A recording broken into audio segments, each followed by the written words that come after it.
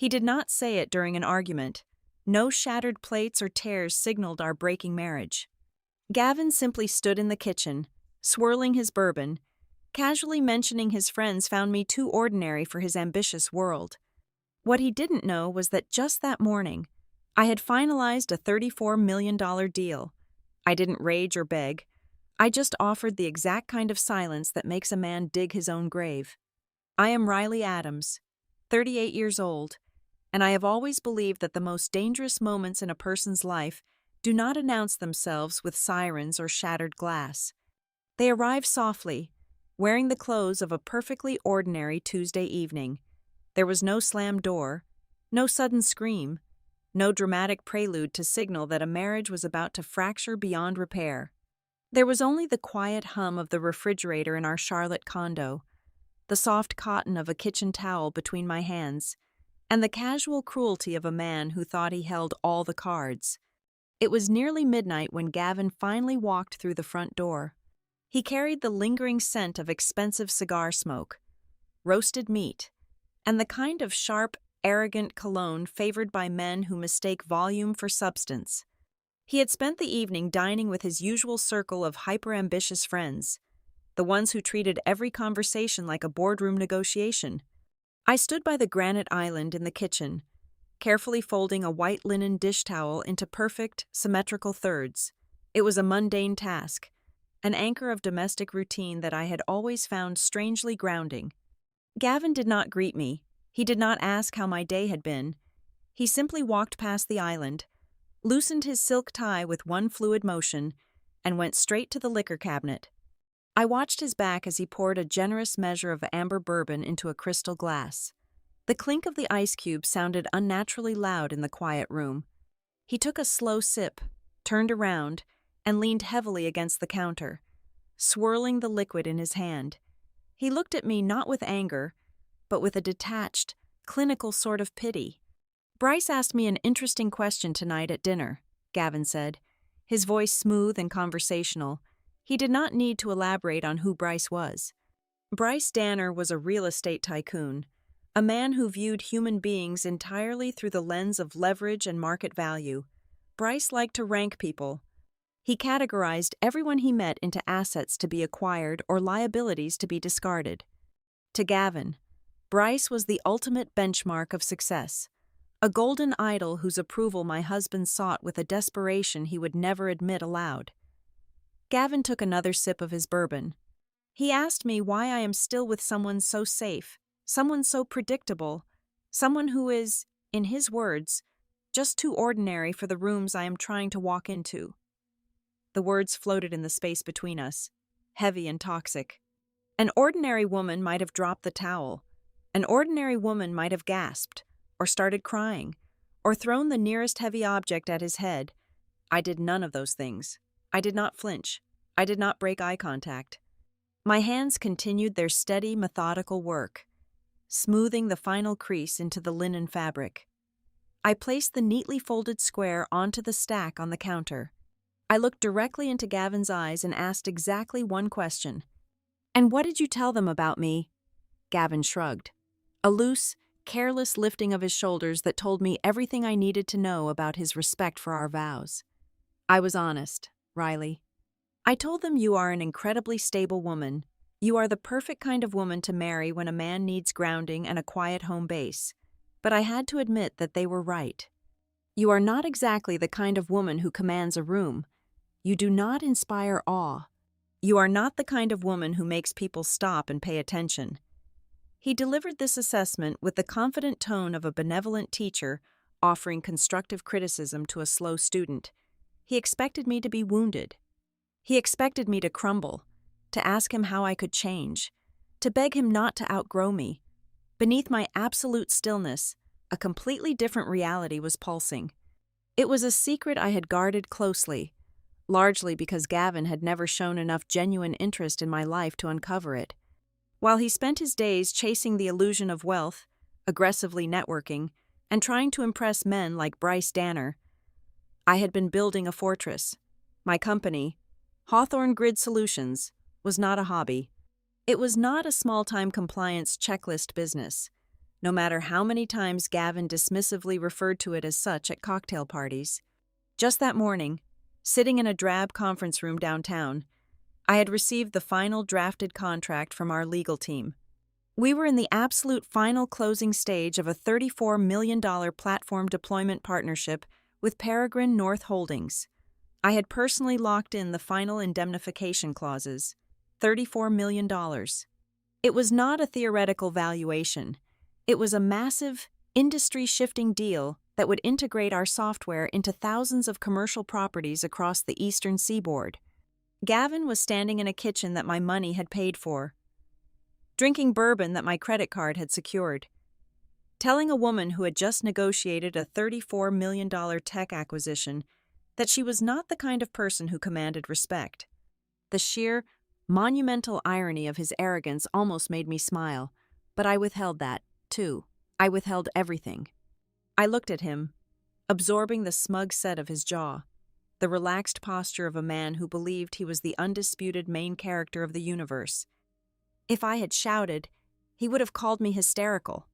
If I had defended myself, it would have validated his premise that I needed to prove my worth to him. I realized in that fraction of a second that the most dangerous weapon I possessed was not my bank account or my impending corporate victory. It was my utter refusal to participate in his narrative. "I understand," I said. My voice was flat, devoid of any inflection, anger, or sorrow. It was the tone of a person acknowledging a change in the weather. Gavin blinked. The rhythmic swirling of his bourbon stopped. He visibly faltered, his brow furrowing in sudden confusion. "You understand?" he echoed, sounding slightly foolish. "Yes," I replied, turning away from him to wipe down the already spotless granite counter with a damp sponge. "I understand perfectly." He stood there for another minute, waiting for the explosion that would not come.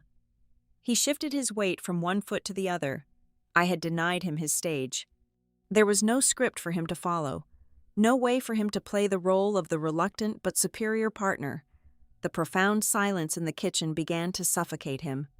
Deflated and visibly unsettled by my lack of reaction, he finally muttered something about having an early morning and retreated down the hallway to the master bedroom. I stayed in the kitchen. I listened as his footsteps faded, as the bathroom water ran, and finally, as the heavy silence of the night reclaimed the condo. By 1 o'clock in the morning, the sound of Gavin's steady, rhythmic snoring drifted out from the bedroom. He was sleeping the deep, untroubled sleep of a man completely blind to his own impending ruin. I did not go to bed. I walked over to the small dining table and opened my laptop. The screen cast a pale, cold blue light across the dark room. I bypassed the folders containing the Peregrine North Holdings contracts and opened my personal, encrypted email client. I searched for the contact information of Vera Sloan, the fiercely intelligent corporate attorney who had helped me structure Hawthorne Grid Solutions years ago. I created a new message. I did not write a long, emotional explanation. I did not draft a manifesto about betrayal or a bruised ego. I operated with the same lethal precision that had built my company. My fingers moved swiftly across the quiet keyboard, typing a single, definitive directive. "Vera, I need to review all of my financial records, trace every asset, and prepare the framework for a complete separation of my private holdings." I read the sentence once to ensure it was clear. Then, without a single tremor in my hand, I pressed send. The email vanished into the digital ether, a silent missile locked onto its target. I closed the laptop, letting the kitchen plunge back into total darkness, and for the first time in my 38 years, I felt entirely, magnificently awake. I first saw Gavin 7 years ago under the harsh, unforgiving fluorescent lights of a Denver convention center. It was a sprawling summit dedicated to property operations and urban technology, the exact kind of mid-tier industry event where people wear stiff lanyards, trade heavy business cards, and aggressively network over lukewarm hotel coffee. He was standing near a complimentary breakfast buffet, holding a ceramic cup, and speaking with such vibrant, magnetic animation that you would have thought the entire room had purchased premium tickets exclusively to hear his keynote address. He was captivating, I will never deny that initial pull. Gavin possessed the polished, relentless charm of a man who firmly believed his own press releases. At the time, he was the founder and sole driving force behind a boutique brand consultancy he had named West Hollow Creative. If you made the mistake of asking him what his company actually did on a day-to-day basis, he would unleash a torrential downpour of corporate buzzwords. He spoke endlessly of disruption, synergy, brand architecture, and paradigm shifts. He was always standing on the absolute precipice of his next massive boom, forever chasing a viral marketing campaign or a revolutionary rebrand that would finally put him on the map and make him a household name in the agency world. He sold the sizzle, the glossy, high-definition veneer of modern American corporate ambition. I was his exact opposite. I did not care about the sizzle.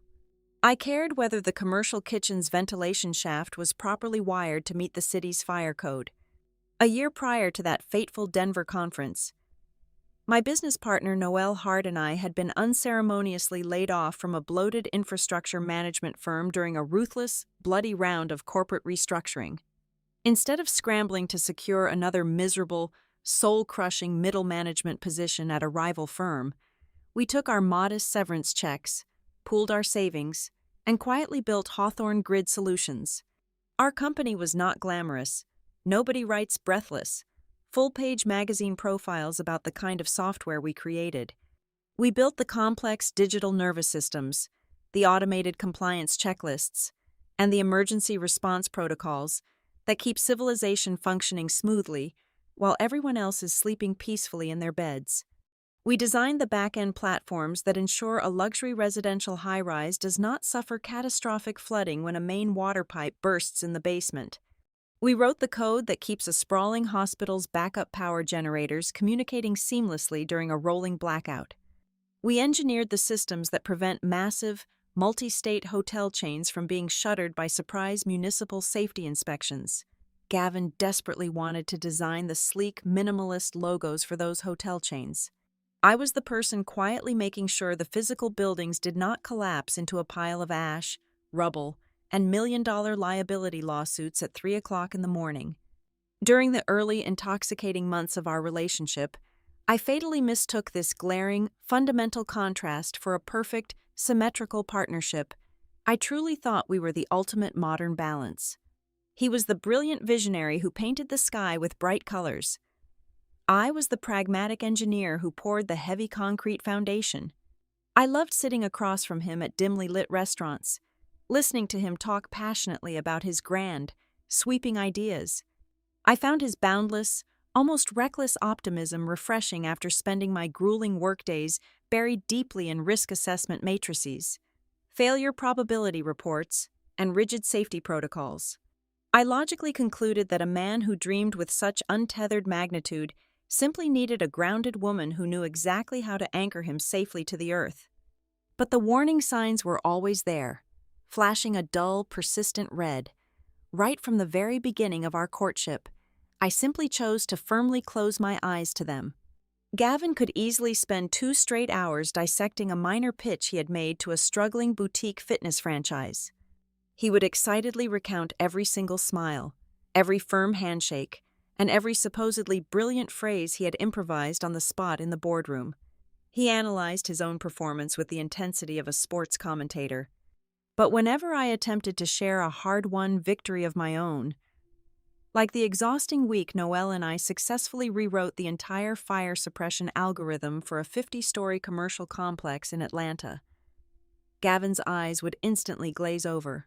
He would offer a polite, practiced, utterly empty smile, gently pat my hand across the table, say something incredibly vague like "that sounds incredibly complicated, sweetheart," and smoothly, ruthlessly pivot the conversation right back to his own ongoing struggles with a difficult freelance graphic designer or a client who did not appreciate his genius. He never asked a second question. He never once inquired about how the algorithm actually worked, or how much the municipal contract was worth, or how it felt to know my specific lines of code were actively protecting thousands of human lives. My daily work was entirely outside his narrow realm of comprehension, because it did not come equipped with a red carpet, a glossy magazine spread, or a social media photo opportunity. Instead of recognizing this profound lack of curiosity as a fundamental lack of respect, I heavily rationalized it. I told myself that this was simply what mature, realistic adult love looked like. Hollywood romantic comedies had falsely conditioned us to expect partners who were endlessly, breathlessly fascinated by every single breath we took and every thought we had. But I considered myself a grounded, logical woman. We were just two intensely busy professionals operating in vastly different corporate spheres. I convinced myself that we merely possessed different, equally valid languages for showing our devotion. I showed my love by quietly, efficiently handling the complex logistics of our shared lives so he could focus entirely on his creative art. I erroneously assumed he showed his love by simply choosing to come home to me at the end of the day. We got married after almost 2 years of steady dating. It was a tasteful, highly streamlined ceremony at a beautiful downtown venue, attended by 50 of our closest friends and colleagues. We decided firmly against having children, a mutual, unspoken agreement that perfectly suited our intensely career-driven, urban lives. Shortly after returning from our brief honeymoon, Gavin packed up his surprisingly sparse, disorganized apartment and moved his belongings into my place. It was a spacious, light-filled condo located in a highly desirable neighborhood in Charlotte, a property I had purchased entirely on my own, relying on my own excellent credit, long before I ever learned his name. Moving day should have been a joyful celebration of our newly merged lives, but it quietly, permanently established the toxic dynamic that would slowly, methodically hollow out our marriage over the next several years.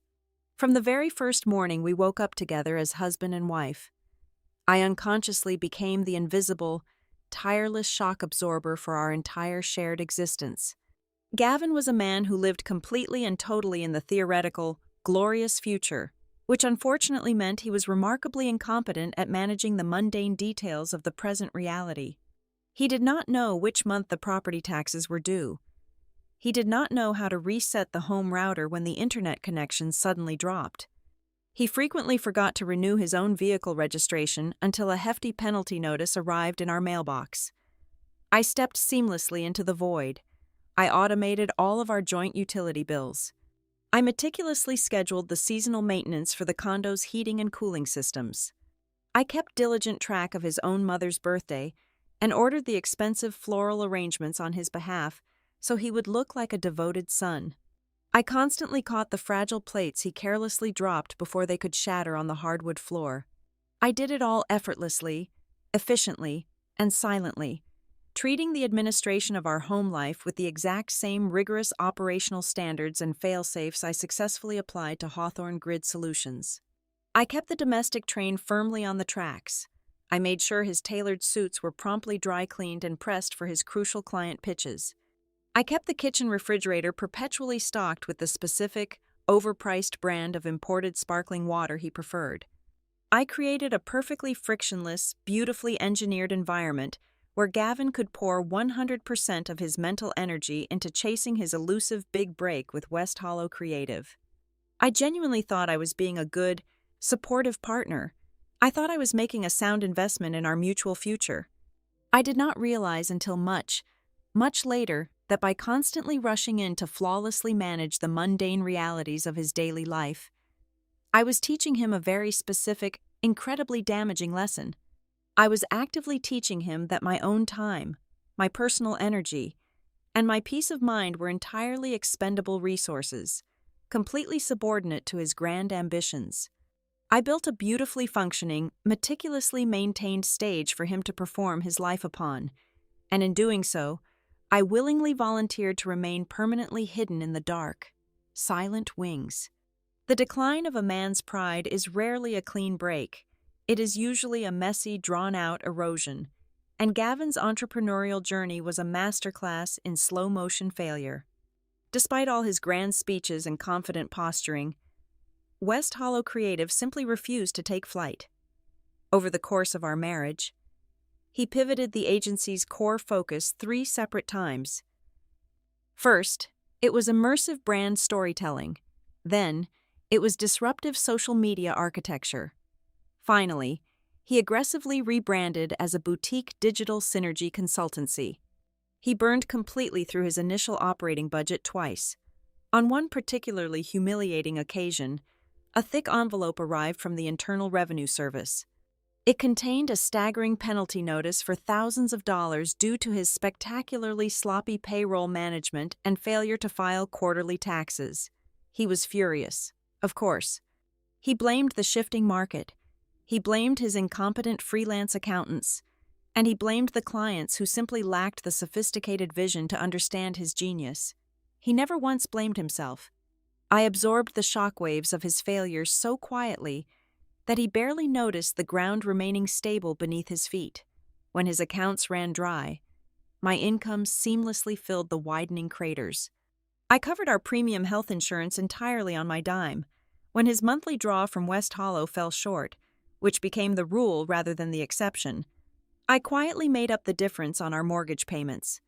When the condenser unit on our central air conditioning failed during the sweltering peak of a humid July, I paid the emergency repair bill before he even realized the house was growing warm. I even paid the exorbitant retainer for a corporate attorney to untangle a disastrous, legally ambiguous contract Gavin had carelessly signed with a notoriously litigious tech startup. And then there were the invisible subsidies, the steady stream of small, daily expenses I covered to ensure he could still play the part of the thriving metropolitan founder. I paid for the premium fiber optic internet he needed for his video calls. I stocked the pantry with the artisanal coffee beans he liked to serve to prospective clients who visited his rented co-working space. I never asked him to split the grocery bills or the utility costs. I let him keep his illusion intact, funded entirely by the reality he ignored. While his company flailed, Hawthorne Grid was quietly, methodically expanding. I did not boast about it at the dinner table. I simply kept my head down and worked. Noelle and I hired our 10th employee, then our 20th, and eventually surpassed 30 full-time staff members. We expanded our client base across 6 different states, securing massive, multi-year contracts with regional hospital networks and sprawling commercial residential developers. I spent my days perfecting our proprietary software architecture, flying to regional headquarters for high-stakes implementation meetings, and returning home precisely on time to ensure Gavin had an audience for his daily grievances. Our social life became a bizarre, mirrored funhouse where my reality was constantly distorted to fit his narrative. During the endless stream of cocktail hours and dinner parties, Gavin insisted we attend to maintain his vital networking presence. I watched him systematically reduce my life's work to a manageable, unthreatening footnote. We would be standing in a beautifully appointed living room, nursing expensive wine, surrounded by other aspiring executives and founders. Inevitably, someone would politely turn to me and ask what I did for a living. Before I could even open my mouth, Gavin would smoothly slide his hand to the small of my back, adopting a tone of fond, patronizing indulgence. He would smile broadly and say that Riley handles the behind-the-scenes compliance tech, or he would chuckle and tell a venture capitalist that his wife manages complex checklists for building managers. He made it sound as though I spent my days sitting in a windowless cubicle, meticulously checking boxes on a clipboard with a red pen. His friends and acquaintances would offer a polite, slightly glazed nod. They immediately categorized me as a woman with a stable, dreadfully boring corporate job that brought in a decent salary, but nothing worthy of genuine professional respect. They completely missed the fact that they were speaking to the co-founder of a rapidly scaling tech enterprise that was actively revolutionizing risk management for billion-dollar portfolios. In the beginning, I would feel a sharp, hot spike of indignation. I would open my mouth, fully intending to correct the record. I wanted to calmly explain that my complex checklists were actually sophisticated, predictive algorithms preventing catastrophic infrastructure failures. But then I would look at Gavin. I would see the desperate, fragile gleam in his eyes, the absolute necessity he felt to be the most impressive person in any given circle. I realized that correcting him would not just be a point of clarification, it would be a public castration. If I revealed the true scale of my success, it would cast a harsh, unforgiving spotlight on the agonizing reality of his failure. So, I swallowed the words. I smiled politely, took a sip of my wine, and let the conversation pivot back to whatever grand speculative project Gavin was currently trying to get off the ground. I chose peace over truth. I did not want to turn every single dinner party into an exhausting, combative session of defending my own self-worth. We possessed fundamentally different metabolisms for validation. Gavin required a constant, external audience to verify his own existence. If people were not looking at him, listening to him, or impressed by him, he felt he was disappearing. I, on the other hand, had become entirely too comfortable operating in the deep shadows. I drew my satisfaction from the undeniable, concrete reality of the systems I built, not from the applause of strangers in a crowded room.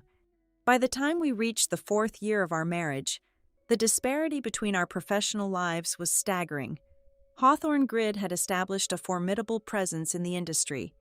We were securing long-term service agreements with premier commercial real estate conglomerates. Our revenue projections were climbing with a steep, aggressive trajectory. Yet, whenever Gavin asked about my day, usually as a brief, obligatory preamble before launching into a 20-minute monologue about his own stress, he still casually referred to my life's work as your little inspection software company. The diminutive adjective was a tiny, poison needle he slipped under my skin on a regular basis. Little. It was his way of keeping me safely contained in a box that did not threaten his sprawling, unrealized ambitions. It was during that 4th year that the heavy, suffocating weight of my own complicity finally began to settle on my chest. I sat in my home office one evening, reviewing a quarterly earnings report that showed a 300% year-over-year growth for Hawthorne Grid, while listening to Gavin pace the hallway outside, angrily complaining loudly on the phone about a client who had rejected his latest proposal. I stared at the glowing numbers on my screen, numbers that represented countless hours of grueling labor, brilliant strategy, and undeniable market value. And then I thought about the way I had just quietly transferred $2,000 into our joint checking account to ensure his car payment would clear the next morning. A cold, profound clarity washed over me. I realized that my perpetual silence was no longer a manifestation of wifely patience. It was not a virtue. It was a deeply ingrained, self-destructive habit. I had spent years meticulously, intentionally shrinking my own footprint, softening my edges, and hiding my brilliance, all to ensure that a remarkably average man never had to suffer the minor discomfort of feeling small. I was sanding down my own soul to keep his fragile ego fully inflated, and the friction was slowly burning me alive. The morning after Gavin casually dismantled my worth over a glass of bourbon, the air in our condo felt remarkably crisp. It was entirely stripped of the heavy, suffocating pretense I had breathed for the last 4 years. I woke up at 5 o'clock, made a single cup of black coffee, and drove to the Hawthorne Grid offices before the sun had fully breached the horizon. I needed to operate from a fortress, not a home. Sitting at my desk, looking out over the waking city, I picked up my phone and dialed Noelle Hart. I did not preface the conversation with pleasantries. When she answered, I simply recited Gavin's exact words from the night before, repeating them word for word, devoid of any emotional inflection. I told her about Bryce Danner's assessment. I told her how Gavin agreed that I was too ordinary, too safe, merely a stabilizing mechanism rather than a woman who commanded respect. Noelle, a woman who usually fired back with rapid, razor-sharp commentary, let a heavy silence stretch across the line. It lasted for several seconds. When she finally spoke, her voice was completely drained of its usual warmth. It was the cold, unyielding tone of a wartime strategist. "Do not show him another inch of information," Noelle said, her words dropping like heavy stones. "Lock it all down. Riley." "Today?" I hung up the phone and immediately dialed Vera Sloan. Vera had already read the brief, encrypted email I had sent at midnight. We spent the next 2 hours meticulously mapping the exact perimeter of my financial and legal existence. Vera was ruthless, efficient, and thoroughly prepared. As we combed through the architecture of my life, She confirmed that my legal standing was significantly more fortified than I had even allowed myself to hope. The condo is entirely in your name, purchased cleanly 3 years prior to the marriage, Vera explained, the rapid sound of her keyboard clicking echoing in the background. But more importantly, the core technology, the foundational intellectual property of Hawthorne Grid, was fully registered well before you walked down the aisle. Every subsequent capital injection, every reinvestment of profits, has been meticulously documented through corporate accounts. There is absolutely no commingling of personal and business funds. Your corporate veil is impenetrable. Riley, his name is nowhere near the lifeblood of your company. I did not launch a dramatic offensive. I did not pack his bags or scream at him. I simply began quietly, systematically turning the locks on doors I had previously left wide open out of blind, foolish trust. I changed the master passwords on our shared financial dashboards, cutting off his passive view of my personal checking and savings accounts. I logged my profile out of the shared tablet we kept on the living room coffee table. I stopped bringing physical copies of vendor agreements or preliminary term sheets into the house, leaving them securely locked in my office safe. I quietly disconnected my work calendar from our shared digital schedule. If Gavin wanted to know where I was or what I was doing, he would have to do something he had not done in years. He would have to actually ask. At the office, the atmosphere was a high-altitude pressure cooker. The $34 million deal with Peregrine North Holdings had entered the brutal, exhausting final stage of due diligence. This was no longer about a handshake and a shared vision. This was trench warfare over liability. We were locking down complex indemnification clauses, proving to third-party auditors that our cybersecurity protocols could withstand hostile breaches, and finalizing a grueling deployment roadmap. We were contracted to install our risk management platform across over 1,000 distinct commercial properties within a span of 18 months. Every single hour of my day was consumed by microscopic risk analysis and intense negotiations with Peregrine's elite team of corporate lawyers. The stakes were astronomical, and I was thriving in the pressure. When I returned home in the evenings, the shift in my behavior was profound, primarily because of what I abruptly stopped doing. I instantly ceased all the invisible, exhausting labor that kept Gavin's fragile world afloat. When I noticed a crucial state tax filing document sitting untouched on his desk 2 days before the absolute deadline, I did not gently remind him to sign it. I walked right past it. When he left a disjointed, poorly formatted pitch deck open on his laptop screen while he took a long shower, I did not sit down and quietly reorganize his slides so he would not embarrass himself in front of a prospective client. When he shouted from the bedroom, panicked and asking where his favorite navy blue silk tie was, I simply replied from the kitchen that I had no idea, leaving him to tear through his own closet and face the consequences of his own disorganization. I stopped anticipating his needs. I stopped smoothing the pavement before he stepped on it. Gavin instantly felt the shift. He could not articulate it, but he sensed the sudden, terrifying absence of the safety net. He behaved like a man walking through his own home who suddenly feels a sharp, freezing draft, completely unable to figure out which window has been left wide open. To compensate for this unsettling new reality, he wildly overcorrected. He became bizarrely, superficially polite for several days. He offered to pour my wine when I walked in the door. He hovered in the kitchen. He asked token, generic questions about my day, desperately trying to fill the quiet, expanding void that had suddenly opened up between us. On a Thursday evening, as we sat at the dining table eating the takeout he had nervously ordered, he tried again. "So," Gavin said, using that overly bright, performative tone he usually reserved for networking events. "How are things going at the compliance company? Anything exciting happening behind the scenes?" For the first time in our entire marriage, I did not shrink my reality to make him comfortable.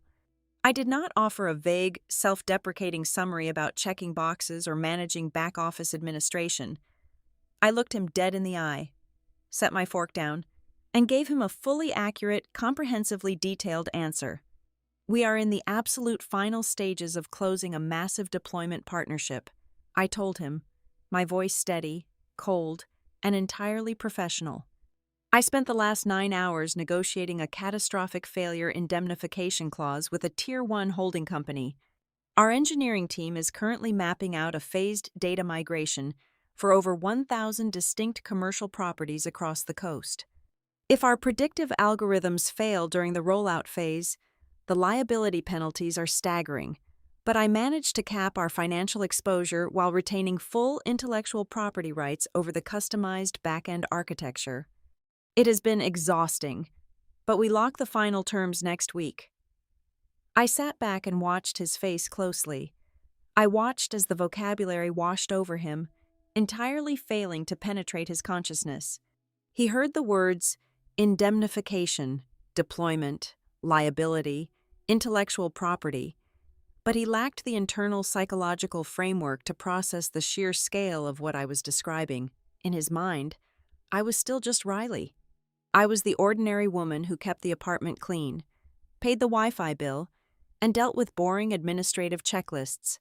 His brain actively, defensively rejected any information that conflicted with his established hierarchy. If he acknowledged the magnitude of my work, he would have to acknowledge the minuscule nature of his own.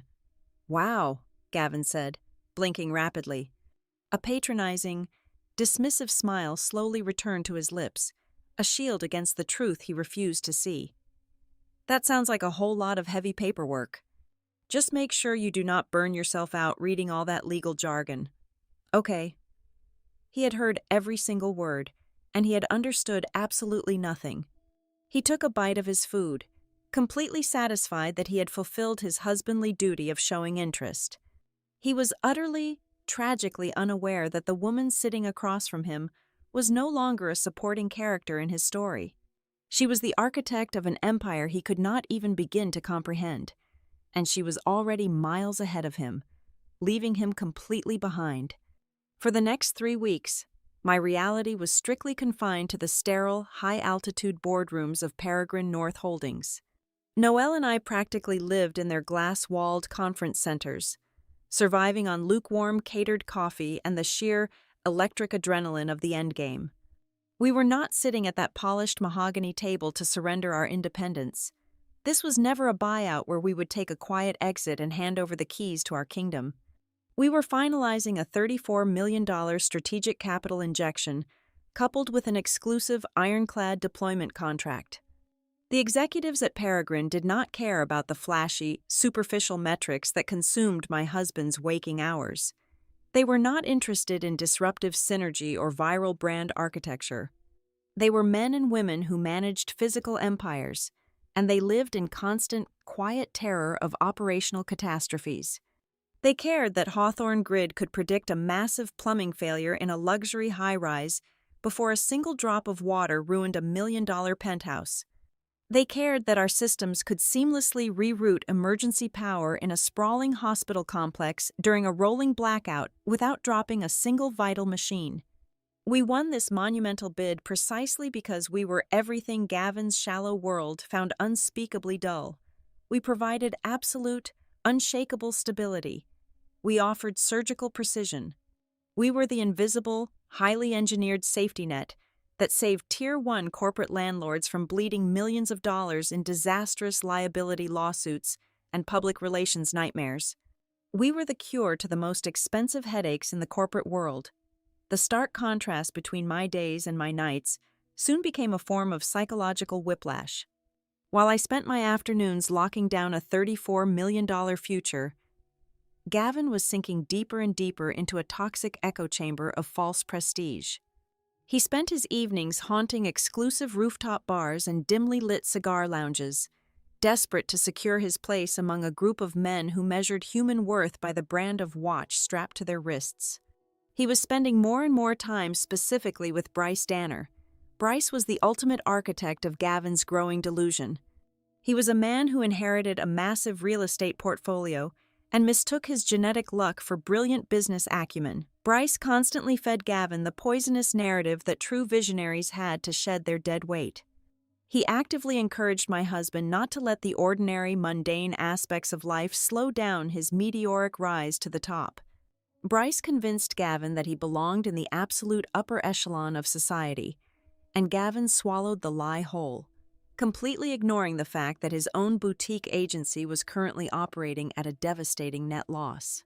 The parallel tracks of my marriage and my career finally began to converge on a humid Tuesday evening. I had just returned to the condo after a 14-hour marathon of legal reviews. I was standing in the dark kitchen, pouring a glass of ice water, exhausted but vibrating with a deep, quiet sense of victory.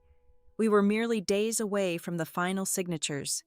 The condo was unusually quiet, save for the low murmur of a voice drifting in from the outdoor terrace. The heavy glass balcony door was left slightly open to let in the night air. I walked slowly down the hallway, stopping just short of the threshold, remaining entirely hidden in the shadows of the living room. Gavin was leaning against the railing, holding his phone to his ear.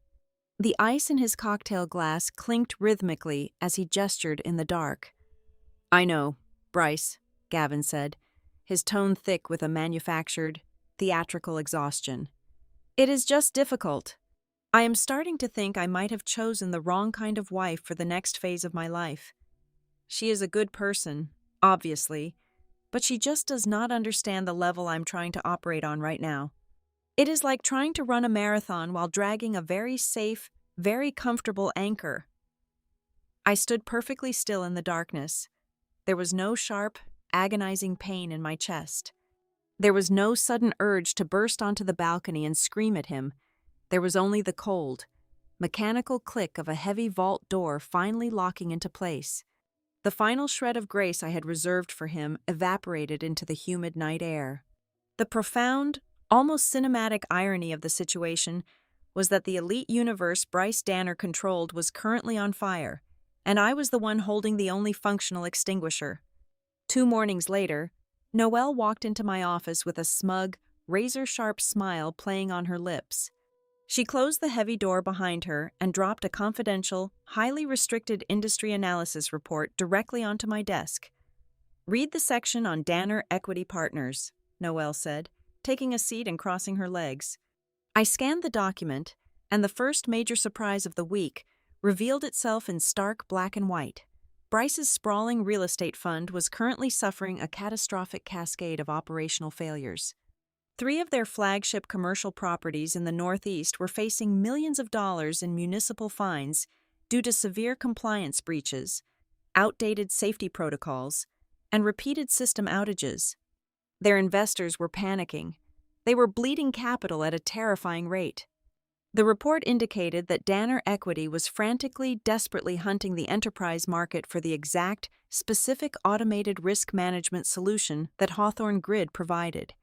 We were the premier, highly sought-after name being urgently whispered in the very boardrooms Bryce frequented. We were the industry ghost everyone was trying to catch. Yet, there was a second, even more pathetic surprise. Gavin was completely, blissfully ignorant of all of it. He spent his nights drinking Bryce's expensive scotch, listening to the man complain about his failing infrastructure, and my husband never once made the connection. When Gavin returned home from those elite circles, he still looked at me and casually asked if I had finished typing up my little back-office spreadsheets for the day. He was sleeping in the same bed as the exact asset his idol was desperately trying to acquire, and his arrogance rendered him completely blind to it. As the official signing day for the Peregrine deal drew closer, a crystal-clear truth settled over me. Gavin did not lack information about my life. I had never intentionally hidden my ambition from him. Our corporate growth was a matter of public record for anyone who bothered to look. He simply lacked the fundamental curiosity to engage with anything that did not directly illuminate his own reflection. He only paid attention to things that made him look bigger, and because he had prematurely decided I was small, he never bothered to look closely enough to see the giant standing right in front of him. The inevitable collision happened on a quiet Sunday evening, just 48 hours before Noelle and I were scheduled to fly to Atlanta for the final closing ceremony. Gavin stood in the center of the living room. He was wearing a tailored cashmere sweater, his hair perfectly styled, looking exactly like a man who had spent hours practicing a benevolent but difficult speech in the mirror. He paced back and forth for a moment, then stopped and looked at me with an expression of profound, entirely unearned gravity. "Riley," Gavin began, his voice soft, coated in a thick layer of rehearsed sincerity and gentle regret. "I have been doing a lot of deep thinking lately, about us, about my trajectory." He paused, waiting for me to lean in, waiting for the anxiety to register on my face. "I think I need a step back. Just a pause to really think about the future. I need to know if we are actually heading in the same direction, or if I am compromising my potential." He waited for the panic. He expected me to drop whatever I was holding. He wanted a dramatic, tearful intermission where I clung to him, begged him to stay, and promised I would try harder to fit into his grand vision of the future. He wanted to feel the intoxicating rush of being the one in control, the one walking away from the safe harbor to brave the wild ocean. I remained seated on the sofa. I looked at the man I had spent years shrinking myself to accommodate. I looked at the man who had traded our marriage for the approval of a failing real estate heir. The air between us was entirely empty of affection, devoid of anger, and stripped of all remaining illusions. I did not blink. I said nothing more that night. By then, my decision was already made.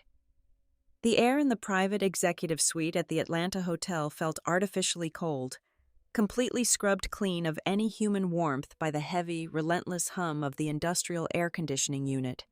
We had been sitting at that expansive, polished glass table for nearly 6 hours. The senior counsel for Peregrine North Holdings sat directly across from me, his expensive gold pen poised, his eyes carefully scanning the final digital addendums on his tablet. I sat perfectly still, my posture rigid and unforgiving, watching the cursor blink on the master document projected onto the far wall. It was done. Every single indemnification clause had been brutally negotiated, every data security protocol mapped out, every liability for the 1,000 property deployment strictly capped. The lead executive for Peregrine nodded once, a sharp, definitive movement of his chin. He pushed the encrypted tablet across the cool glass surface. I did not hesitate. I reached out, took the heavy stylus, and signed my name on behalf of Hawthorne Grid Solutions. It was not a celebratory flourish. It was a deliberate, heavy stroke, a $34 million stroke. The digital seal on the screen instantly turned a bright, verifying green. A collective exhale moved through the sterile room. Hands were firmly shaken. Thick leather briefcases snapped shut. The Peregrine team offered tight, highly respectful smiles, formally welcoming us into their operational architecture. Through it all, I did not cry. There was no overwhelming, cinematic surge of euphoria, no sudden urge to leap from my heavy leather chair and cheer. Instead, as I remained seated while the room slowly began to clear, I experienced a profound, strictly physical sensation. For the first time in nearly 5 years, I felt my spine completely uncoil. The invisible, crushing weight I had been carrying, the constant, exhausting need to diminish my own shadow, to carefully manage another person's incredibly fragile ego, simply evaporated into the cold air. I sat there for a few seconds, breathing evenly, feeling my own sheer size. I was finally standing up straight. Noelle was practically vibrating with adrenaline by the time we reached the lobby. As soon as we stepped onto the plush carpet, she began rapidly listing the city's most exclusive rooftop bars, demanding expensive champagne, a lavish dinner, and a celebration truly worthy of a monumental corporate triumph. I gently shook my head. I could not stomach the noise, the crowds, or the manufactured energy. I guided us out of the towering hotel and into a quiet, remarkably unassuming coffee shop situated 3 blocks away. Noelle looked completely bewildered as I ordered a simple black tea and took a seat in a faded corner booth. The faint, melancholic sound of jazz played from a hidden speaker overhead. She watched me closely across the scratched wooden table, waiting for the immense joy to finally hit me. But the victory did not bring a rush of happiness. It brought a terrifying, crystalline clarity.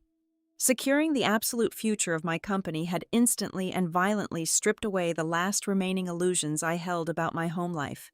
The contrast was simply too stark to ignore any longer. I had just successfully architected an empire, yet I was legally tethered to a man who viewed me as nothing more than a convenient, comfortable baseline. As I sat there, quietly tracing the rim of my ceramic cup with my index finger, my phone buzzed against the table. The screen lit up with a new message from Gavin. It was 2 o'clock in the afternoon on the most significant day of my entire professional existence. I swiped the screen open. The text read, "Did you remember to pick up my gray suit from the dry cleaners? I have that big investor meeting tomorrow morning and I really need it pressed." I stared at the glowing black letters. I did not laugh. I did not type back a furious, sarcastic reply detailing my exact location and what I had just accomplished. The sheer, breathtaking irony of his request was a physical blow to my chest. I had just successfully closed a $34 million strategic alliance, and the man I married was mildly annoyed that I might have forgotten to run his mundane, household errand.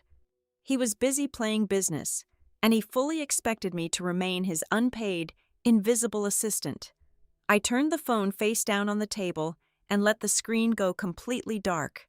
2 nights later, I was back in our Charlotte condo. I was sitting quietly in the living room, a thick stack of integration reports resting on my lap, when Gavin finally came through the front door.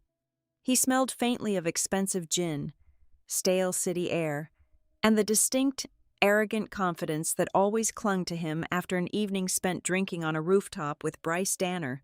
He did not bother to take off his shoes. He walked into the center of the room, ran a hand through his carefully styled hair, and looked down at me with an expression of deeply manufactured torment. He launched into a speech he had clearly practiced in the rear-view mirror of his car. He spoke in exhausting circles for 5 solid minutes, liberally using corporate buzzwords like trajectory, unfulfilled potential, and shifting paradigms. Finally, he arrived at his rehearsed conclusion. He believed we needed to temporarily separate for a while. He needed a break. He framed his departure as a tragic, heavy necessity for his own personal growth, claiming he had to figure out if he was somehow holding himself back by remaining tethered to such a safe, utterly predictable environment. He paused, letting the heavy silence stretch across the living room, eagerly waiting for his desired reaction. He fully expected the heavy reports to slip from my lap and crash to the floor. He expected my hands to shake. He waited for the tears, the desperate, unseemly pleading, the panicked questions about whether we could fix things, whether we could seek counseling, whether there was still a slight chance to save us. He desperately wanted to feel the intoxicating, validating rush of being begged to stay. I looked up at him. I did not blink. My heart rate did not elevate by a single beat. I simply nodded my head once. "If that is what you want," I said, my voice as calm, flat, and unyielding as a sheet of winter ice. "I will arrange things so we can handle this civilly." The absolute, terrifying absence of my resistance hit him like a physical strike.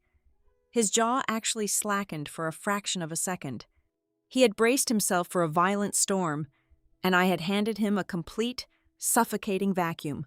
He tried frantically to recover his footing, quickly masking his shock with a tight, patronizing nod. He quickly retreated down the hallway to the master bedroom. I listened to the sounds of him packing.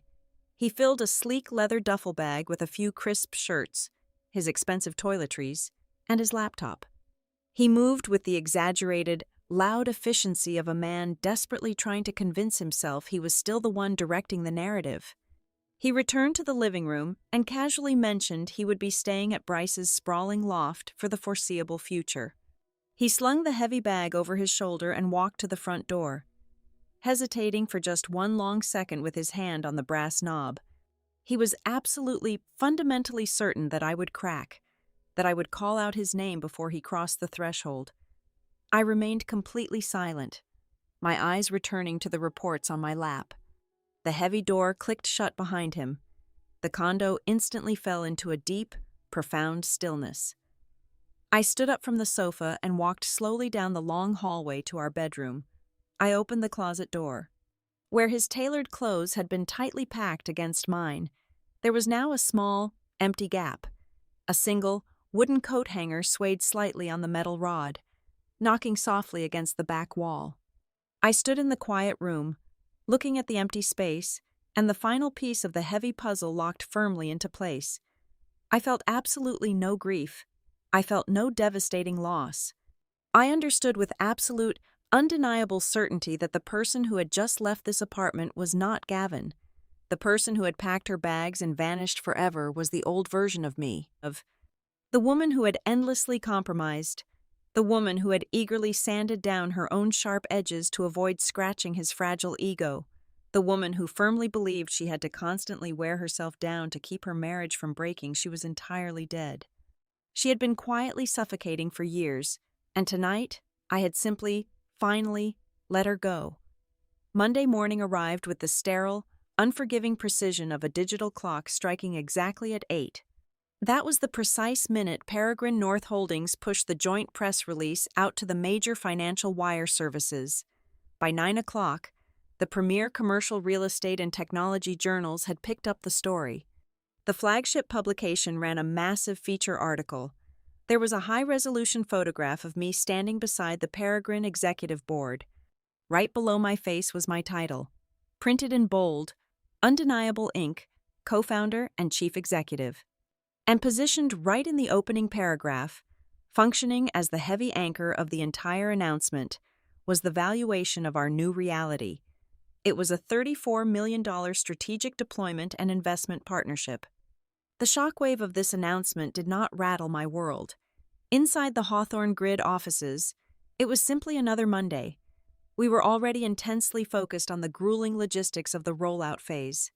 The explosion occurred entirely within the fragile, ego-driven ecosystem my estranged husband had spent the last 4 years desperately trying to infiltrate.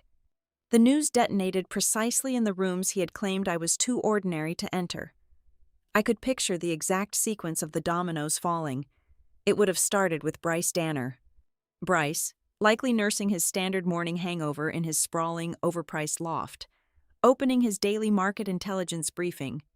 Bryce's entire equity fund was currently bleeding capital due to the exact catastrophic operational failures my software was built to prevent. I could easily imagine the blood draining from his face as he stared at the screen, recognizing the woman he had casually dismissed over expensive steaks just weeks prior. The woman he had encouraged Gavin to drop for being dead weight was now holding the ultimate, exclusive contract with the biggest player in their industry. Then, the private group chats would have ignited. The news spread like a digital wildfire among the men who had sat at my dining table, drinking the wine I had purchased, nodding along in agreement as Gavin confidently declared I was a safe, boring bet. Men like Julian in asset management and Pierce in venture capital, who had politely smiled at me and immediately categorized me as a low-level administrative worker. The bitter, staggering irony was that these were men whose professional lives depended entirely on networking with people at my exact level. They had been sitting inches away from the very architecture they desperately wanted to access, and their own blinding arrogance had convinced them to look right past me. The absolute panic began to manifest on my personal cell phone shortly after 2 o'clock in the afternoon. I watched the screen light up with unknown numbers, which I quickly deduced were Gavin's elite friends suddenly discovering my contact information, likely hoping to secure a back-channel introduction to the Peregrine board. I let every single one of them ring out into the void. Then came Gavin. The onslaught began late in the afternoon and continued relentlessly into the evening. I placed my phone face up on my desk and simply watched his name flash across the glass over and over again. He called 4 times in a single hour, then 5 more times as the sun began to set over the city skyline. When I refused to answer, he resorted to leaving voicemails. I sat in my quiet office, long after the rest of the staff had gone home, and listened to the audio files. His voice was a fascinating, pathetic study in panic masquerading as genuine concern. The first message was breathless and confused, asking if the articles were exaggerating the numbers. By the third message, the tone had shifted drastically. He was no longer the aloof, superior visionary who needed space to find himself. He sounded frantic, desperately trying to rewrite our entire history on the fly. "You have to call me back," his recorded voice pleaded, echoing slightly in what sounded like the concrete stairwell of Bryce's building. "I am just seeing all of this news. I do not understand why you kept me in the dark about the scale of this project. I just did not have the full picture. If I had known the magnitude of what you were building, things would have been different. We need to talk about how we are going to handle this transition." I paused the playback. "I just did not have the full picture." He repeated that exact phrase twice across the different recordings. He was treating 4 years of profound, deliberate negligence as if it were a simple data deficit. He wanted me to believe that his failure to respect me was simply a matter of not having the correct financial spreadsheets in front of him. He was entirely blind to the fact that his excuse was an absolute confession. He was admitting that my worth as a human being and a wife was entirely dependent on my corporate valuation. Yet, the true depth of his desperation was not revealed by his frantic voicemails. It was revealed by Noelle. She marched into my office just before 6 o'clock, her heels clicking sharply against the hardwood floor. Her face was hardened into a mask of pure, unadulterated disgust. She did not say a word. She simply dropped a printed call log directly onto the center of my desk. The front desk receptionist had fielded a highly unusual inquiry earlier that afternoon. A man had called the main corporate line, adopting an artificially deep, authoritative tone. He had aggressively requested to speak with the lead integration manager regarding the proprietary deployment schedules for the Peregrine rollout. When the receptionist, following our strict standard security protocols, asked for his credentials and authorization code, the man had confidently referred to himself as the spousal strategic advisor for the co-founder. He demanded the information be released to him immediately. I stared at the phone number highlighted in bright yellow ink on the log. It was Gavin's personal cell phone. Noelle and I locked eyes, silently communicating a shared, terrifying realization. Gavin was not calling me repeatedly because he missed his wife. He was not leaving those long, breathless voicemails because a sudden wave of guilt over his emotional betrayal had washed over him. He was actively, maliciously trying to pry open a back door into a narrative he now realized held immense financial gravity. He was trying to wedge himself back into my life, attempting to extract restricted data, hoping to leverage my success to save his own failing reputation with Bryce. He wanted to claim a piece of the architecture before the final cement dried. I looked down at my phone, tapped the screen, and listened to every single one of his voicemails a second time. I analyzed every frantic pause, every calculated sigh, every desperate attempt to sound like a supportive partner who had simply been tragically misinformed. When the final recording ended, I turned off the screen. The room plunged back into a heavy, absolute silence. I did not feel the fiery, triumphant thrill of revenge. I did not feel the urge to gloat. What settled in my chest was a freezing, definitive quiet. After all the years I had spent making myself small, he finally saw my true dimensions. But the tragic reality was that he still was not looking at the woman who had stood beside him. He was only looking at the $34 million standing right in front of her, and he was absolutely terrified that he could not reach it. The metallic scrape of a key turning in the heavy brass deadbolt broke the quiet sanctuary of my Thursday evening. I was seated at the kitchen island, a glowing spreadsheet of regional deployment phases illuminating my face, when the front door swung open. He walked in as if the past week had simply been a minor scheduling conflict. He did not knock. He did not text to ask if I was receiving visitors. He simply used the old key he had stubbornly retained and stepped into the entryway. He slung his expensive wool coat over the back of a dining chair with casual familiarity and moved directly into the kitchen. He pulled out the bar stool directly across from me and sat down, leaning his forearms against the cool granite counter. He arranged his face into an expression of deeply wounded betrayal, completely ready to play the victim in a tragedy he had entirely authored himself. "Why did you hide everything from me?" Those were his exact first words. He delivered them with a heavy, practiced sigh, looking at me with wide, searching eyes. The sheer, breathtaking audacity of the question hung in the air between us. It was a question so perfectly inverted, so incredibly convenient for his own fragile narrative that a short, dry breath of amusement nearly escaped my lips. I did not laugh, but the urge was there, sitting sharply in the back of my throat. I slowly reached out and pushed my laptop screen down just enough to break the glow, giving him my complete, undivided attention. "I did not hide a single thing from you," I replied, my voice steady, keeping the volume low and perfectly measured. "I lived in the exact same house as you. I worked at the exact same desk every single evening. I never locked my office door. I never once lied about where I was going when I boarded a plane for a business trip." He shook his head, a gesture of stubborn denial. "You never told me about Peregrine. You never told me you were closing a deal of that magnitude. You let me sit there and sound like a fool while you were secretly building a massive empire right under my nose." "You did not need my help to sound like a fool," I corrected him calmly.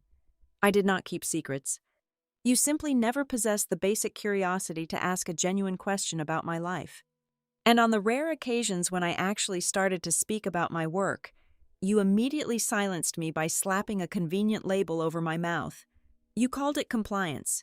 You called it back-office administration. You called it behind-the-scenes paperwork. You aggressively categorized my entire existence into something small and unthreatening so you would not have to compete with it."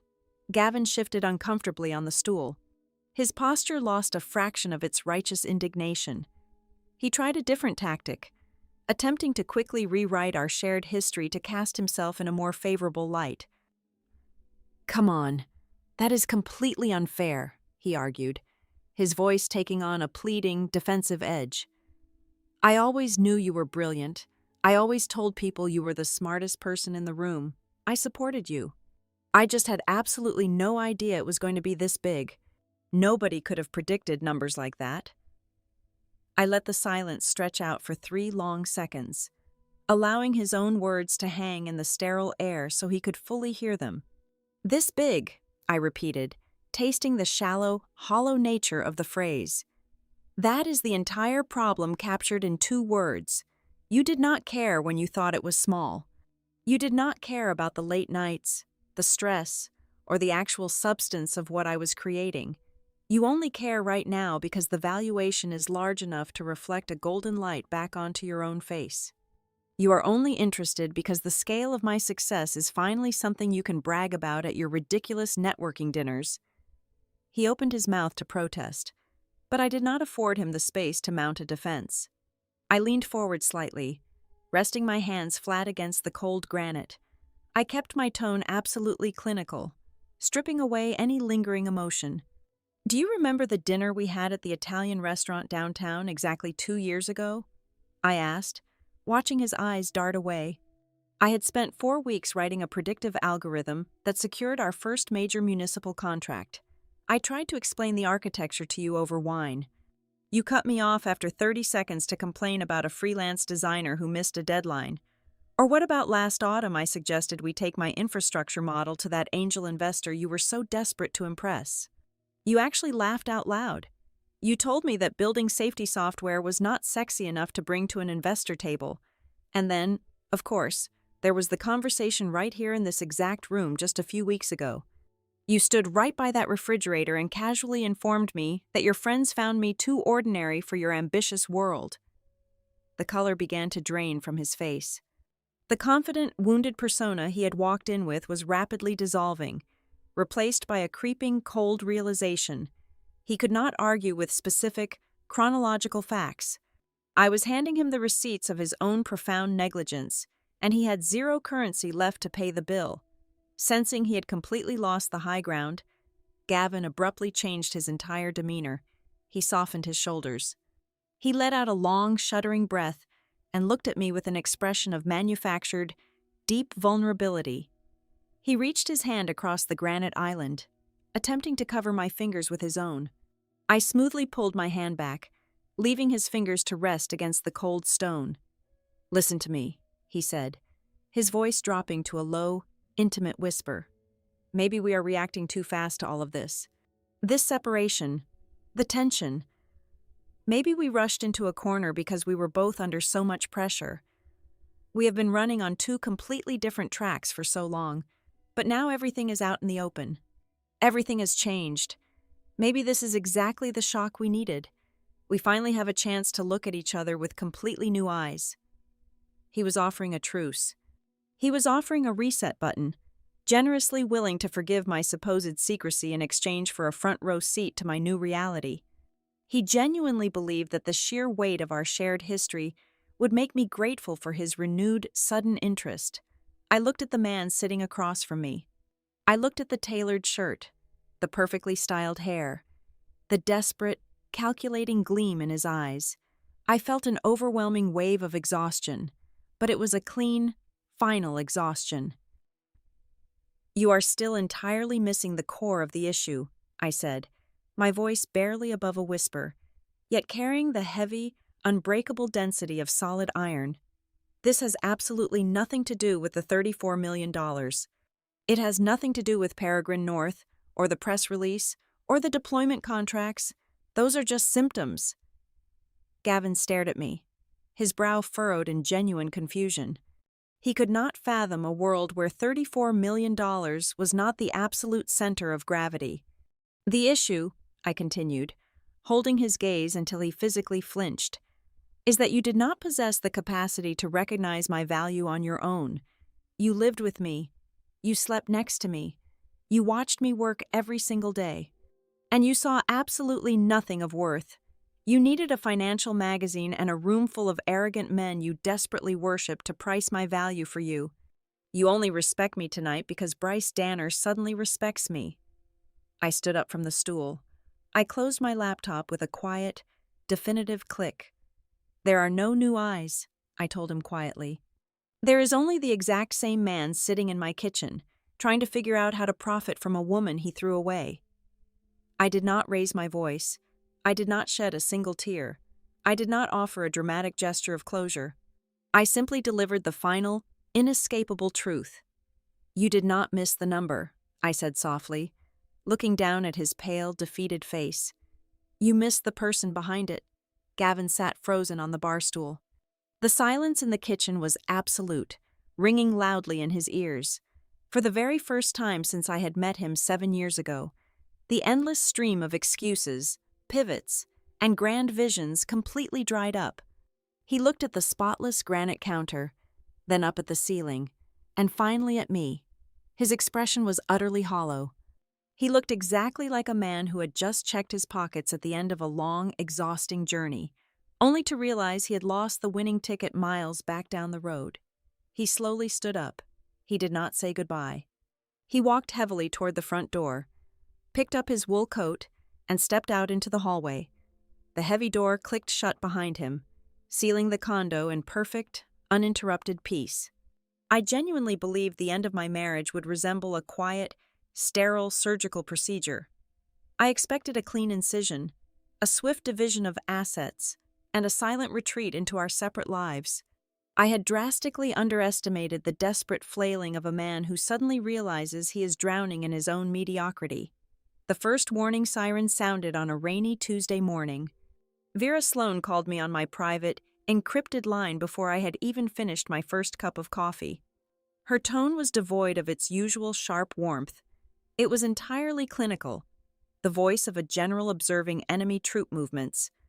"He is shopping for a bulldog," Vera announced without any preamble. "My contacts in the city's family law circuit just gave me a heads up. Your soon-to-be ex-husband is consulting with aggressive litigation firms. He is preparing to file a petition claiming that the $34 million Peregrine North contract is a marital asset, cultivated during the years of your union, and therefore subject to equitable distribution. He wants a massive piece of the pie." I sat back in my leather office chair, staring at the gray rain lashing against the floor-to-ceiling windows. I was not devastated.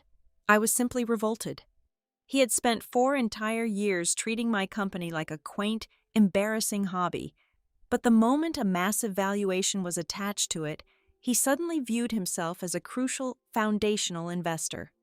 Before I could even fully process the sheer audacity of his legal maneuvering, my desk phone lit up. It was our head of cybersecurity. He did not ask if I had a moment. He told me to come to the server room immediately. When I arrived, Noelle was already there, her arms tightly crossed over her chest, her face pale with an anger so intense it looked like physical illness. The lead security engineer pointed to a glowing monitor displaying a complex web of digital traffic.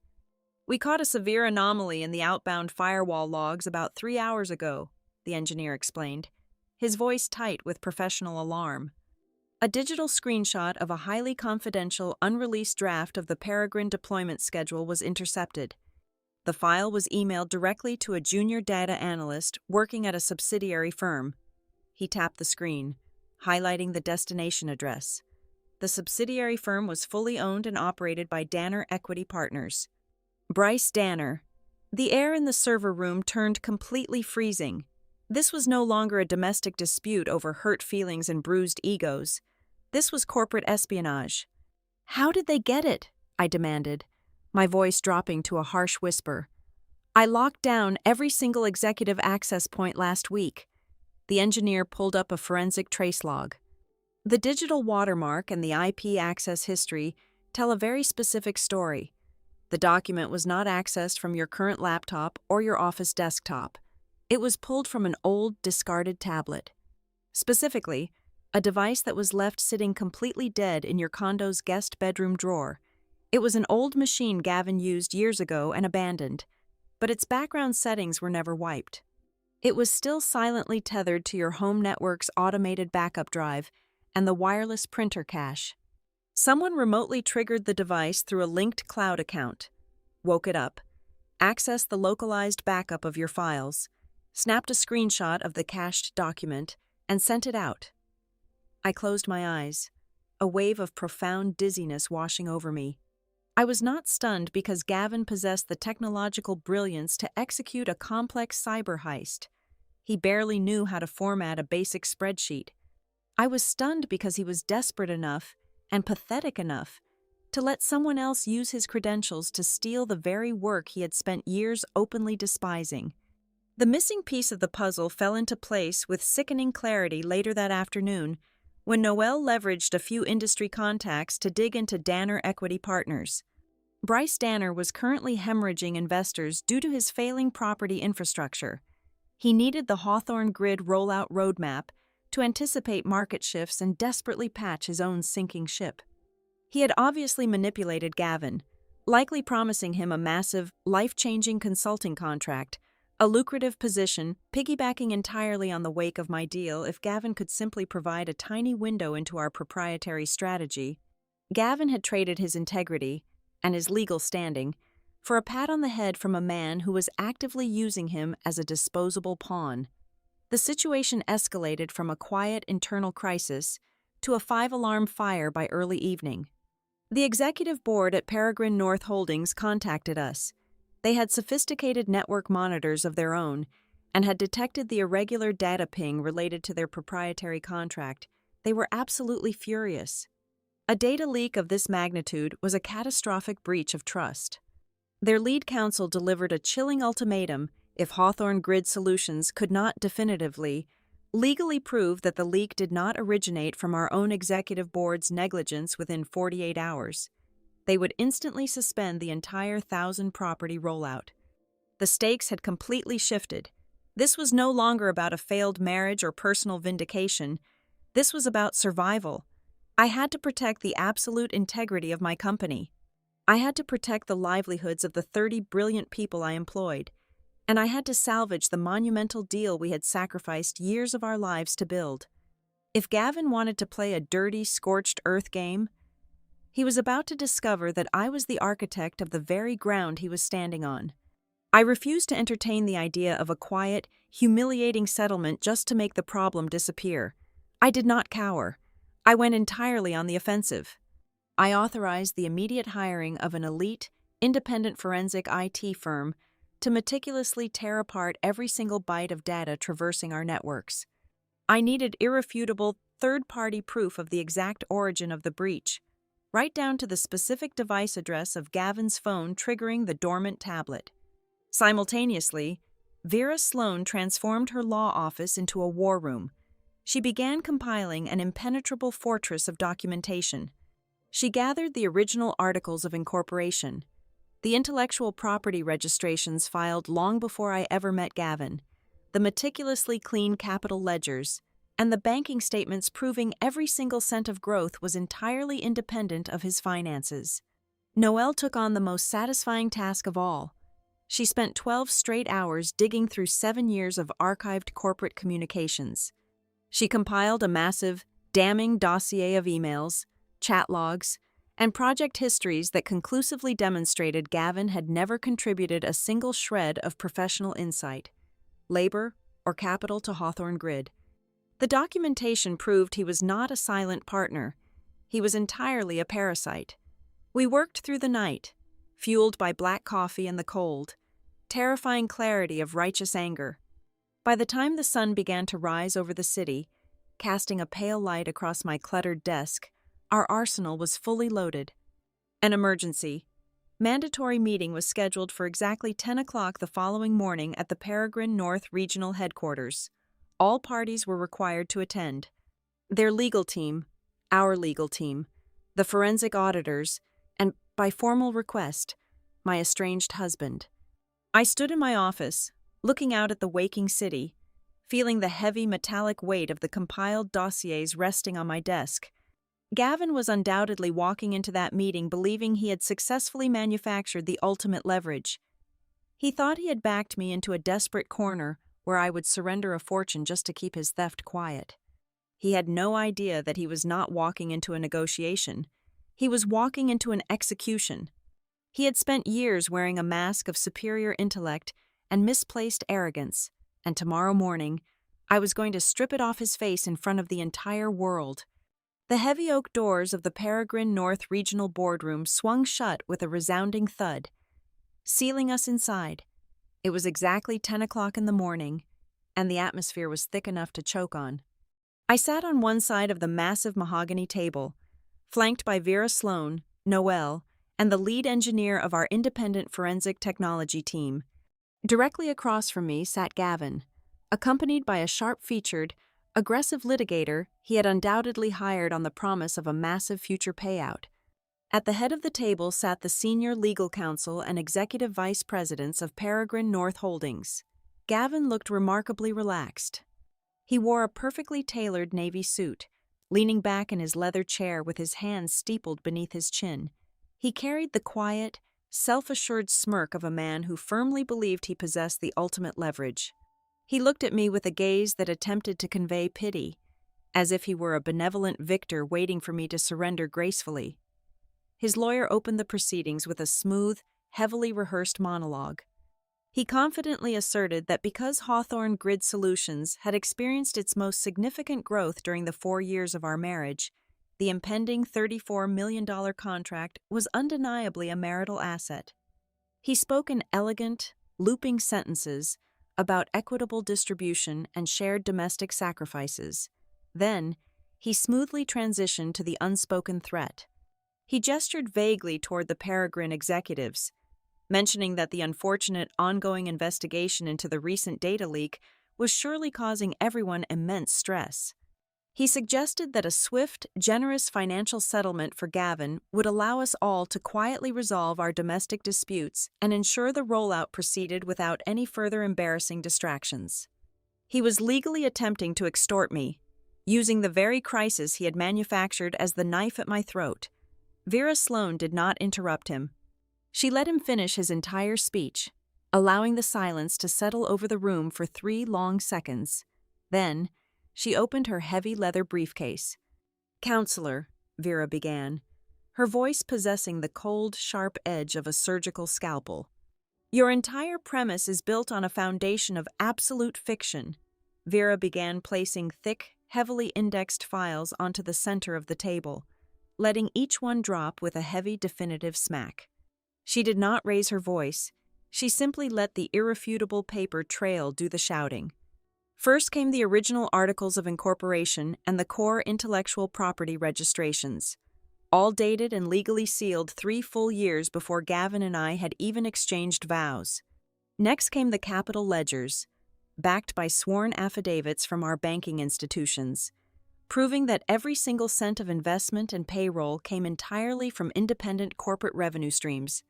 Furthermore, Vera continued, sliding a massive, bound dossier across the polished wood, this is a comprehensive audit of the last 7 years of Mr. Wexler's financial and professional history. It includes his personal bank statements, his business tax filings, and thousands of pages of internal corporate communications. It conclusively proves that he has never contributed a single dollar, a single hour of labor, or a single piece of professional insight to Hawthorne Grid. He is not a silent partner. He is entirely financially separated from this entity. Gavin's confident smirk began to waver, a tiny crack appearing in his polished veneer. His lawyer frowned, pulling the documents closer to inspect the dates. But Vera was not finished. She turned the floor over to our forensic technology expert. The engineer connected his laptop to the overhead projector. A massive, incredibly detailed data map illuminated the far wall. Regarding the data breach that threatened this partnership, the engineer stated, addressing the Peregrine executives directly, we conducted a 48-hour deep forensic sweep. The leaked deployment schedule was not intercepted by external hackers, nor was it leaked by any member of the Hawthorne Grid executive team. The digital file was accessed and copied from a dormant, synchronized tablet located inside Ms. Adams's private residence. The engineer clicked his mouse, zooming in on a specific string of red data points. The tablet belonged to Gavin Wexler. It was manually awakened via a remote cloud trigger using his personal legacy password. The access logs show the file was opened, screenshotted, and immediately emailed to a private server owned by an analyst at Danner Equity Partners. The exact timestamp of this transmission occurred merely 4 hours after the initial press release regarding the Peregrine acquisition went public. The color completely drained from Gavin's face. The arrogant posture collapsed instantly, his shoulders slumping as the oxygen was violently sucked out of his lungs. He looked wildly at his lawyer, desperate for a defense, but his lawyer was staring in sheer horror at the projected screen. The final, fatal blow did not come from me or my team. It came from the head of the Peregrine North Executive Board. The older man leaned forward, his expression carved from stone. We have been closely monitoring Bryce Danner and his failing portfolios for several months, the Peregrine executive said, his voice echoing loudly in the quiet room. We already strongly suspected he was attempting to illegally acquire our proprietary rollout strategy to save his own sinking assets. We simply lacked the definitive digital fingerprint to prove his involvement. You just handed it to us. The executive looked directly at Gavin with an expression of pure, unadulterated disgust. Let me make this perfectly clear. Effective immediately, Bryce Danner and every single subsidiary, contractor, or consultant associated with his firm is permanently blacklisted from any future enterprise dealings with Peregrine North. If he promised you a lucrative consulting contract in exchange for this stolen data, Mr. Wexler, that contract is now completely worthless. The trap had snapped shut with bone-crushing force. Gavin had risked federal prosecution to steal a golden ticket, only to discover he had handed it to a man who had just been permanently banned from the theater. Gavin's lawyer moved with the terrifying speed of a man trying to outrun an avalanche. He immediately slammed his notebook shut, aggressively whispering into Gavin's ear. The legal reality was suddenly very simple if Gavin continued to push his fraudulent marital asset claim. Hawthorne Grid and Peregrine North would immediately file catastrophic civil and criminal charges for corporate espionage and breach of fiduciary duty. Gavin would not just lose the money, he would lose his freedom, and his professional reputation would be permanently incinerated. The lawyer formally, hastily withdrew the petition for equitable distribution right there on the record. As the meeting abruptly adjourned and the executives began filing out of the room, Gavin remained frozen in his chair, staring blankly at the polished mahogany table. His entire carefully constructed reality had completely collapsed in less than 40 minutes. I stood up, buttoned my blazer, and walked around the table until I was standing directly over him. I did not humiliate him. I did not hurl cruel insults or relish in his absolute destruction. There was no need to shoot a man who had already thrown himself off the cliff. "This is the very last time you will ever attempt to turn my value into a bargaining chip," I told him, my voice completely devoid of anger, entirely calm and quiet. "It will never happen again." The subsequent divorce was remarkably clean and incredibly fast. Without the leverage of the company, and terrified of the lingering threat of criminal charges, Gavin signed every document Vera placed in front of him. I retained absolute ownership of my condo. Hawthorne Grid Solutions remained completely untouched and fiercely protected. Gavin packed the remainder of his belongings and faded into obscurity, walking away not as a tragic victim of an unfeeling corporate wife, but as the sole author of his own absolute ruin. 3 months later, Hawthorne Grid initiated the first phase of the massive deployment. We stood in our expanded headquarters, watching the live data feeds roll in across a wall of monitors. Our systems were successfully integrating with the first 1,000 properties flawlessly. Noelle stood beside me, holding a cup of coffee, a wide, genuine smile spreading across her face. She nudged my shoulder. "You know, for a completely boring, behind-the-scenes compliance company, we sure did swallow their flashy little world whole, didn't we?" I just smiled, keeping my eyes on the rising metrics. The true victory, however, did not arrive in a boardroom or during a lavish celebration. It arrived on a quiet, ordinary Tuesday evening. I was standing in the kitchen of my condo, bathed in the warm, fading light of the setting sun. I was chopping vegetables, preparing a simple dinner for myself. The house was completely silent, entirely free of the exhausting, suffocating weight of constantly managing a fragile ego. As I stood there, listening to the rhythmic sound of the knife against the cutting board, the final, absolute truth settled into my bones. Gavin was not wrong about me because he had foolishly missed out on a $34 million payout. The money was merely the instrument that forced his eyes open. He was wrong because he had looked at a woman who was quietly, methodically building a very real, incredibly powerful empire right in front of his face, and he had the absolute audacity to call her ordinary. Thank you so much for listening to this story. Please leave a comment and let me know where in the world you are listening from so we can connect and share our thoughts.